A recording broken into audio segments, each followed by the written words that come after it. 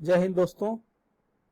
ध्वज से राष्ट्र ध्वज के परिवर्तन की कहानी बहुत ही लंबी कहानी रही है, जो कि इस समय हम लोग हर घर घर तिरंगा की बात कर रहे हैं और मना भी रहे हैं इस पर्व को अमृत महोत्सव के पर्व के रूप में। तो 1906 में ये पहला जो है झंडा आया था, 1907 में, इसी तरह 1917, 1921, 1931 और लास्ट यानी फाइनल 22 जुलाई 1947 जो कि अपना तिरंगा। इसके पीछे कहानी कुछ इस प्रकार की है। अंग्रेजों से लड़ाई के समय हमारे देश का कोई ध्वज नहीं था, लेकिन 1905 में जब बंगाल विभाजन हुआ तो उस समय इसकी आवश्यकता महसूस हुई। क्रांतिकारी सचिंद्र प्रसाद बोस ने कोलकाता ध्वज नाम से प्रसिद्ध ध्वज बनाया था और 7 अगस्त 1906 को कलकत्ता के पारसी बागान चौक ग्रीन पार्क पर फहराया था और इस कारण उन्हें 1908 में गिरफ्तार किया गया और रावलपिंडी जेल भेज दिया गया। तो ये झंडा कुछ इस प्रकार का था। ऊपर ग्रीन पट्टी थी, बीच में येलो और नीचे लाल। ऊपर में ये 8 कमल के फूल बने हुए थे। येलो पट्टी में वंदे मातरम लिखा हुआ था और लाल पट्टी में एक सूर्य और एक चंद्रमा बना हुआ था। 1907 में देश के बाहर मैडम भीकाजी रुस्तम कामा ने जर्मनी में इंटरनेशनल सोशलिस्ट कांग्रेस में भारत के प्रतीक के रूप में फहराया था। इस ध्वज को क्रांतिकारी हेमचंद्र दास जी ने बनाया था और ये इस प्रकार था। ऊपर की पट्टी केसरी पट्टी थी, केसरिया रंग का पट्टी थी और इसमें भी जो है फूल तो थे लेकिन कमल के फूल नहीं थे, 8 फूल थे।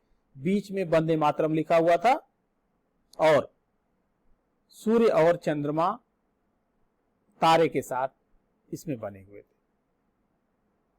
1917 में होम रूल आंदोलन के दौरान बाल गंगाधर तिलक और एनी बेसेंट ने एक ध्वज तैयार किया जो पहले से अलग था और वह कुछ इस प्रकार का था, जिसमें लाल रंग की 5 पट्टियां थी और हरे रंग की 4 पट्टियां समान चौड़ाई की थी और इसमें एक सप्तऋषि आकार का जो है ये 1 2 3 4 5 6 7 ये 7 तारे थे और सूर्य और चंद्रमा भी बने हुए थे।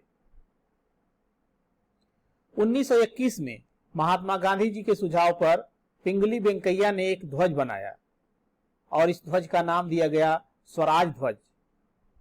गांधी जी ने कहा था, इसलिए उनके नाम पर इस ध्वज को गांधी ध्वज और बीच में चरखा बना हुआ था, इसलिए इसे चरखा ध्वज के नाम से भी जाना गया और वह कुछ इस प्रकार का था।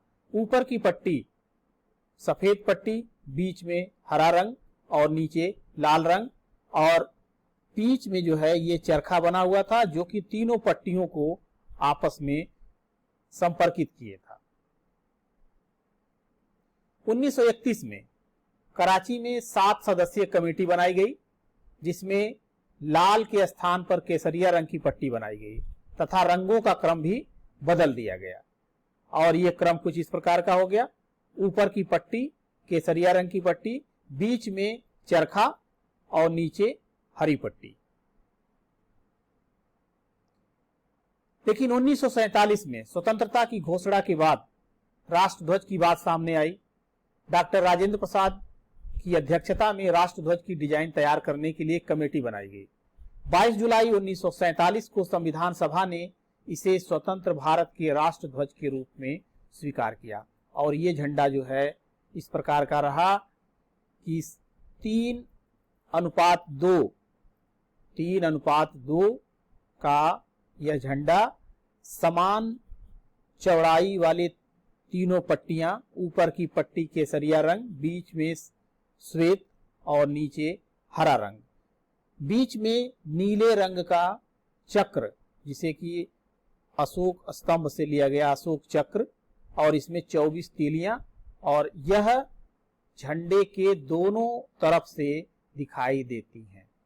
तो यह जो है 22 जुलाई 1947 को संविधान सभा ने इसे स्वतंत्र रूप से भारत के लिए यानी राष्ट्र ध्वज के रूप में स्वीकार कर लिया। तो ये है हमारा विजयी विश्व तिरंगा प्यारा।